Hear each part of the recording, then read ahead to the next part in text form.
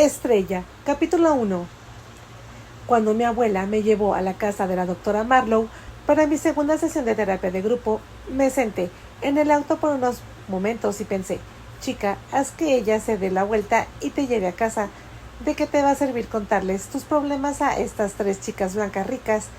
Aunque sí pensé en que Katie o Catherine, como la llamaba Misty, no eran tan adineradas como Misty y Jade. Parecían serlo. Mientras conducíamos hacia la entrada de la casa de la doctora, vi que la limusina con un chofer de Jade se alejaba, así que supe que no era la primera en llegar. No pude evitar preguntarme si Kat regresaría. Durante todo el tiempo que Misty habló ayer, Katie, la gata, parecía estar sentada en un banco de parque frío y húmedo, lista para saltar y escabullirse hacia un callejón oscuro a la primera oportunidad que tuviera suspiro. Se retorció y miró al techo y al suelo, a todas partes, menos a nosotras ni a la doctora. Creo que si hubiera podido meterse debajo de su asiento lo habría hecho. Mi historia no se parecía en nada a la de Misty. No se trataba de niños ricos malcriados y casas grandes con salones de baile y cosas así. No, iba a quejarme de todos los juguetes y muñecas, ropas y sentido que me dieron. Lo que me dieron probablemente no llenaría un rincón de una de mis habitaciones. De todos modos, y yo no iba a describir a padres que no podían ponerse de acuerdo sobre sus egos. Lo único de lo que se preocupaba mi mamá era su maquillaje, su cutis y su cabello, y su ropa estaban de moda o no. Ni siquiera podía empezar a imaginar a papá yendo a gimnasios elegantes y vistiendo chandales caros. Sí, Katie, la gata, pensaba que las descripciones de Misty de lo que ella llamaba una vida dura eran difíciles de tragar. Seguramente se ahogaría hasta morir en el consultorio de la doctora Marlowe una vez que comenzara a contarle sobre mi vida. La cuestión es, quería empezar, ¿qué me iban a decir estas chicas sobre mí y mis problemas que yo ya no supiera? ¿Qué esperaba de la doctora Marlowe de nosotras? No pude decirle a Misty nada de lo que la ayudara ayer. Ella no podrá decirme nada que me ayudara hoy. Y esa Jade estaba segura de que estaría sentada allí con la nariz apuntada al techo, negándose a agacharse para mirarme. Apuesto que me haría sentir como si me estuvieran haciendo un favor simplemente quedándose en la misma habitación que yo. Cuando hablaba, me había dado vueltas y vueltas y me había preocupado por eso durante bastante tiempo anoche. Preocupada de que pudieran reírse de mí o pensar que mi historia estaba por debajo de ellas. No quería entrar allí y tener que ver sus sonrisitas de ridículo. La abuela me miró, sorprendida por mi vacilación. ¿Qué planeas hacer, Estrella? Simplemente sentarte allí, en el auto toda la mañana. Sabes que tengo tareas que hacer. Vine hasta aquí. Es una pérdida de tiempo. Abuela, la miré. Lo sé. Sí, bueno, los médicos y el juez no lo creen. Y eso es lo que cuenta aquí.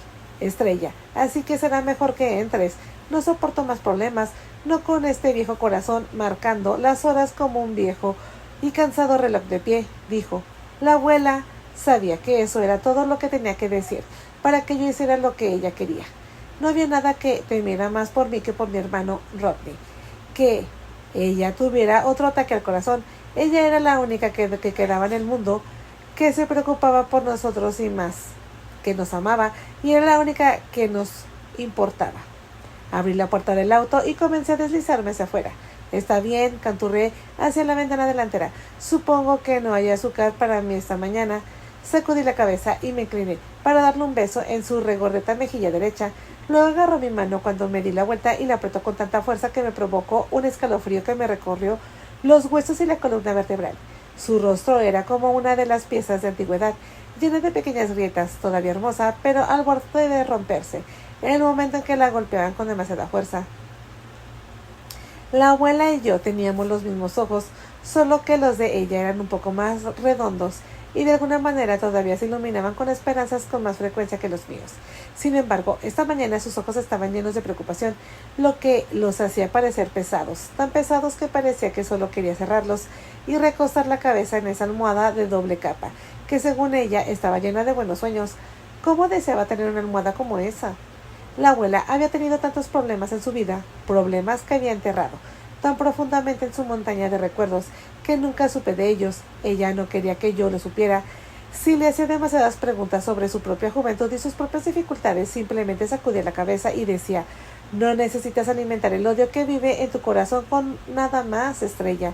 Tu madre y tu padre hicieron lo suficiente para proporcionarte un festín que lo ha mantenido demasiado gordo como está. ¿Qué pasa, abuela? Pregunté mientras me apretaba la mano. Dale a esa doctora la oportunidad de ayudarte. Estrella, no cierres todas las puertas y ventanas, niña, como has hecho tantas veces antes. Eres demasiado joven para convertirte en la causa perdida de alguien, ¿entiendes? A tu madre le gusta usar esos tacones, pero tú te los quitas a patadas. Sí, abuela, dije sonriendo. Si hubiera heredado solo un pequeño trozo de esa columna de acero suya, seguramente podría soportar toda la lluvia y el viento en el camino que tenía por delante, pensé, y todavía quedaba mucho por venir. Me soltó y seguí saliendo del auto. Y no menosprecies a esas otras chicas solo por sus familias. Tienen algo de dinero, me advirtió. Negué con la cabeza. ¿Qué sabes sobre la gente con dinero, abuela? Nunca has tenido amigos ricos de los que quejarte, ¿verdad?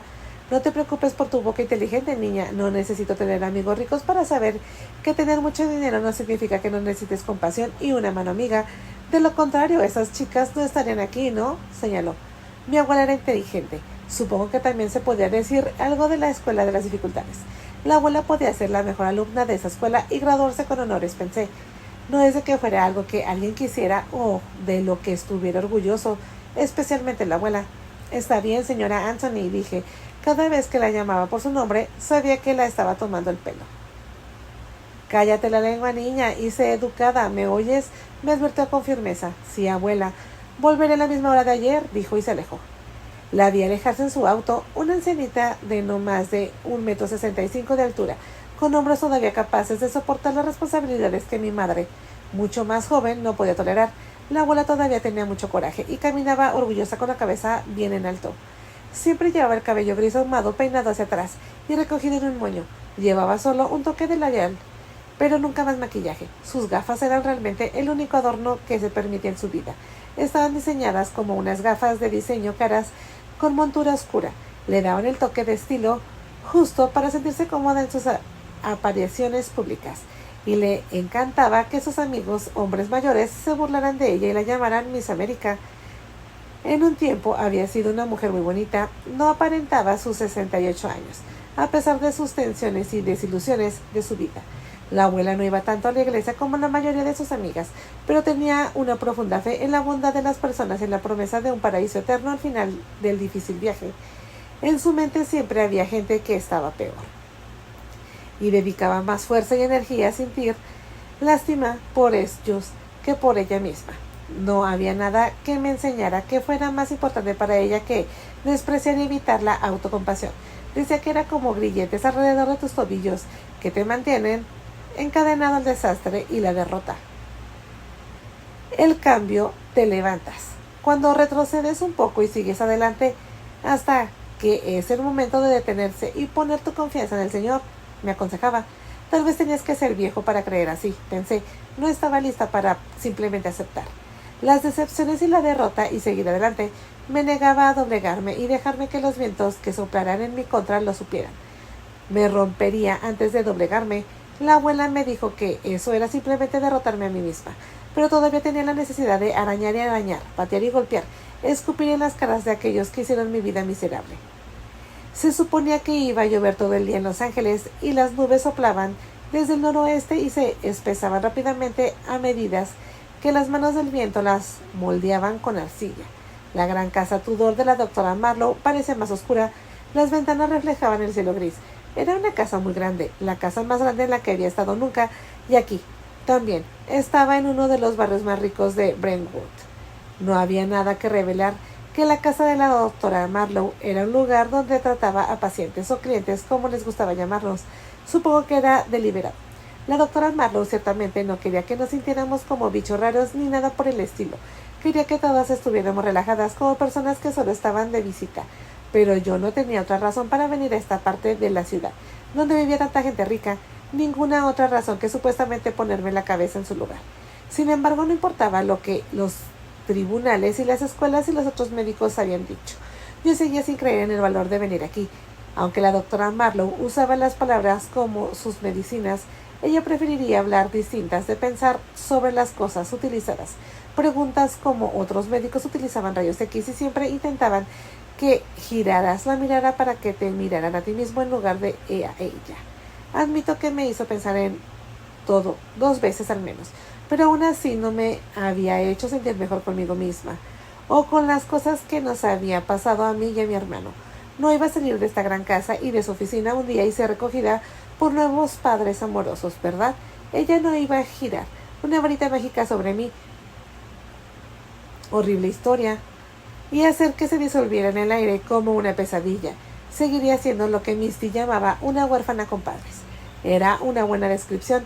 Mi madre y mi padre no estaban muertos y enterrados, pero estaban muertos para mí, aunque no hubiera funerales. En lugar de una procesión al cementerio, había un desfile de mentiras y promesas mutiladas, cogiendo desde el día en que nací hasta hoy. Hasta este momento todo aparcado afuera, todavía siguiéndome a todas partes esperando que les dijera a dónde ir. Yo también pensé, estoy esperando que me digan a dónde ir. La doctora Marlowe quería llevarme a una segunda oportunidad, a un nuevo comienzo lleno de nuevas esperanzas. Quería hacerme creer que lo único que me detenía era yo misma. Hizo que pareciera que no anhelaba una familia de verdad, un hogar agradable y buenos amigos, y que había que convencerme. Cierto, me enfadaba pensar en que, como quería que me culpara a mí misma, esperaba que descubriera qué me pasara, y lo arreglara en un lugar de señalar a una madre borracha y un padre desertor.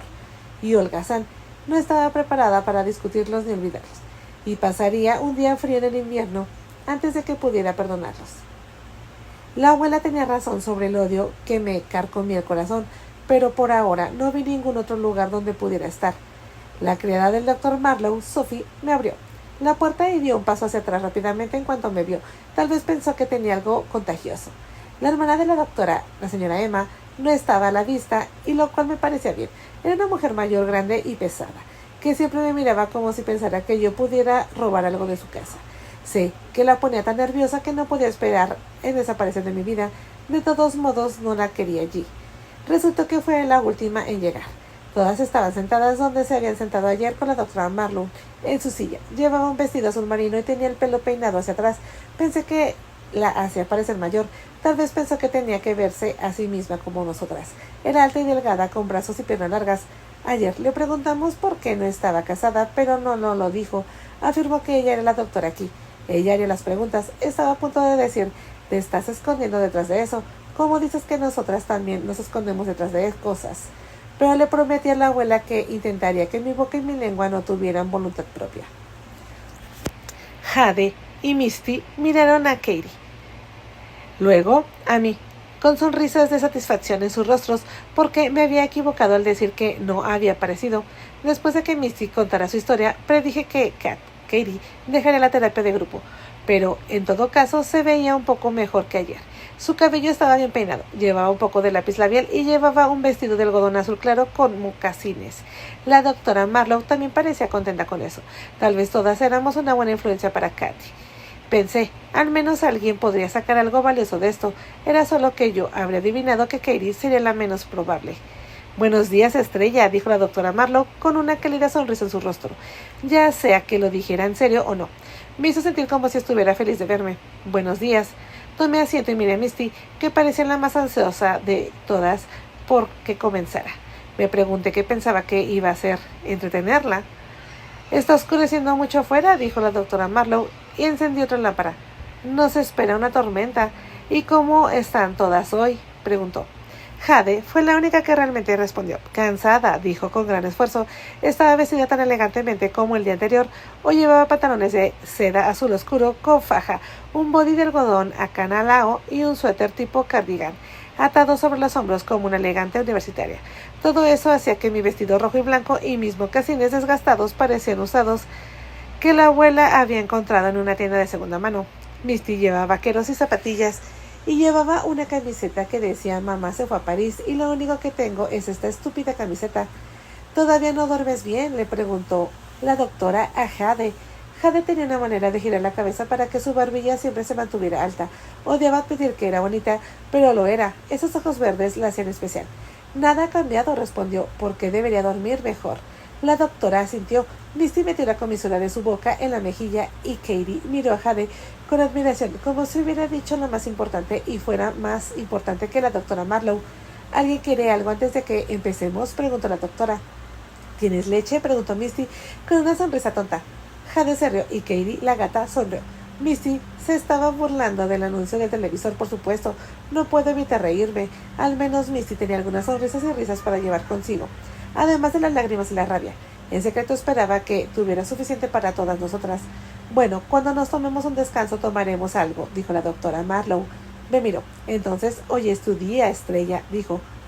No sé cómo empezar, dije, cruzando los brazos bajo los pechos, como hacía siempre la abuela cuando se disponía a esconder detrás de una actitud o un pensamiento. Empieza por donde quieras, dijo la doctora. No se me ocurre ningún lugar, dije hoscamente. ¿Recuerdas la primera vez que tu madre y tu padre tuvieron una discusión terrible?, preguntó Misty. Me refiero a una discusión muy terrible y atroz. Tal vez no tuvo un padre desde el principio, dijo Jade, con su voz más arrogante y altiva. Me volví hacia ella. Yo tuve un padre, dije. Mi madre y mi papá tuvieron una boda como es debido y todo, en una iglesia. Ella se cogió de hombros. La mía también, dijo. Ya ves, todo el bien que me ha hecho, ahora mira dónde estoy. La miré fijamente un momento y luego miré a las otras dos. Cada chica parecía tener la misma mirada desesperada y perdida en sus ojos. Se me ocurrió que, a pesar de nuestras diferencias, todas tenemos una forma similar de decir «érase una vez». Supongo que podré encontrar la mía, pensé. No hay un comienzo, no lo sé, ya que siempre hubo un tiempo en mi casa en el que no había problemas entre mamá y papá. Comencé. Los vi ser dulces el uno con el otro a veces, pero como dice mi abuela, era como esperar arcoíris después de las tormentas. A veces los arcoíris llegaban, pero la mayoría de las veces no. Creo que lo entendí, así que me sorprendió oírlos hablar entre sí, sin que uno u otro gritaran antes de que terminaran. Escuché a Misty decir ayer que a veces la gente se divorcia por problemas de dinero.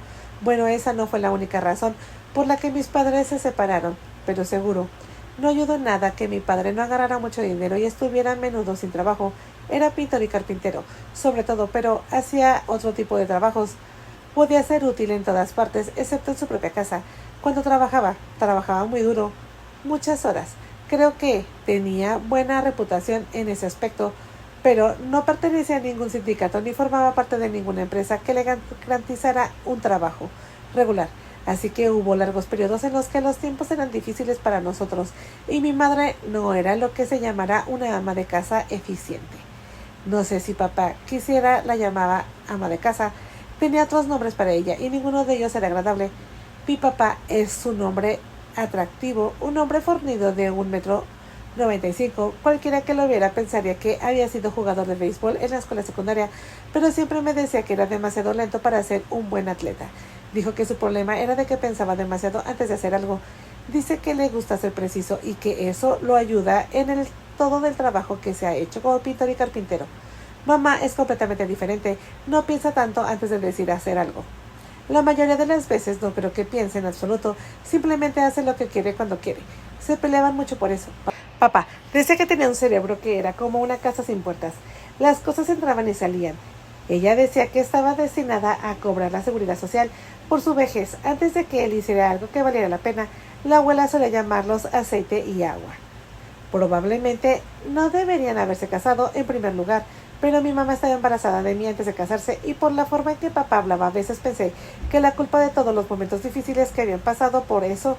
Si ella se quejaba de algo, él seguro que siempre le recordaba que ella era la que se había quedado embarazada. Como si los hombres también pudieran quedarse embarazados, pero tuvieron un buen sentido de no hacerlo. Misty se rió. Jade sonrió. Katie también sonrió. Eso estaría bien, sería justo, dijo Misty. Al menos sabrían cómo es realmente. Sé que a mi madre le gustaría eso. Le encantaría ver a mi padre con náuseas matutinas y dolores de parto. Los hombres son bebés, declaró Jade, como si estuviera parada en la cima de una montaña. Si fueran ellos los que tuvieran que quedarse embarazados, la raza humana estaría catalogada como una especie en peligro de extinción. Todos nos reímos, incluso la doctora. Me hizo sentir más tranquila al hablar, pero aún así dudé y miré a la doctora Marlowe en busca de ánimo antes de empezar a hablar con todo lujo de detalles sobre mamá. No era solo porque me avergonzaba de ella, cosa que tenía todo el derecho a sentir. Mamá había hecho tantas cosas que me hacían querer esconder la cabeza en la arena. Odiaba encontrarme con mis amigas en la escuela cuando estaba con mamá. No solo no me sabía lo que diría o haría, sino que normalmente tenía los ojos inyectados en sangre y olía como el bar y parrilla de Bill en el tuerto. En la esquina suroeste de nuestro apartamento en West Los Ángeles había un taburete en el bar que prácticamente tenía el nombre de mamá. Escuché que si ella entraba y había alguien sentado en él, esa persona se alejaba y buscaba otro taburete o se paraba. Cuando tenía solo 7 años, papá me enviaba a buscarla.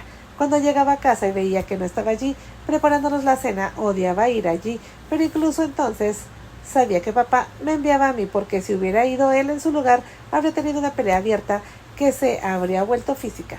Papá incluso se peleaba con algún otro cliente del bar que sentía que tenía que proteger a mamá, o incluso podría haber estado coqueteando con ella y quería presumir. A veces me tomaba tanto tiempo lograr que se fuera y se fuera a casa conmigo, que comenzaba a llorar. Eso generalmente la enojaba porque todos los demás borrachos se burlaban de ella y le decía que se fuera. No había nada que mamá odiaba más cuando bebía, que alguien le dijera qué hacer. Era como encender una mecha en un cartucho de dinamita. Se enojaba y se podía realmente desagradable y estallaba en maldiciones y tal vez incluso arrojaba algo o golpeaba a alguien, especialmente a papá o a mí. Para el caso, cuando Rodney era un bebé tenía que preocuparme de que gateara por el piso de la cocina porque todavía podía haber pedazos de platos que ella había estrellado contra la pared. Pero mi vacilación a la hora de contar cosas sobre ella venía de otro lugar dentro de mí, a pesar de lo siempre que le decía a la abuela, odiar a mamá. Mezclados con todos los malos recuerdos había muchos buenos. Hubo muchas veces en las que me había abrazado, me había cantado, me había arreglado el pelo y me había besado.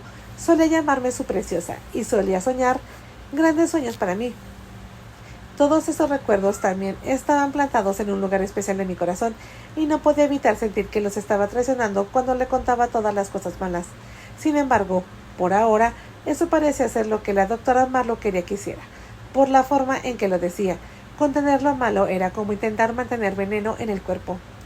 No recuerdo exactamente cuándo empezó mi mamá a beber, comencé, pero siempre era mucho y siempre era malo, especialmente para mí y mi hermano Rodney. Todos perdieron la sonrisa y sus ojos endurecieron y se volvieron fríos como los ojos de quienes habían visto cosas terribles y sabían lo que yo estaba pasando con un solo hablar de ello.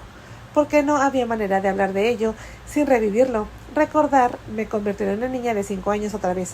Trajo de vuelta todos los demonios, todas las sombras oscuras que rondaban mi dormitorio después de que algo terrible había sucedido entre mamá y papá.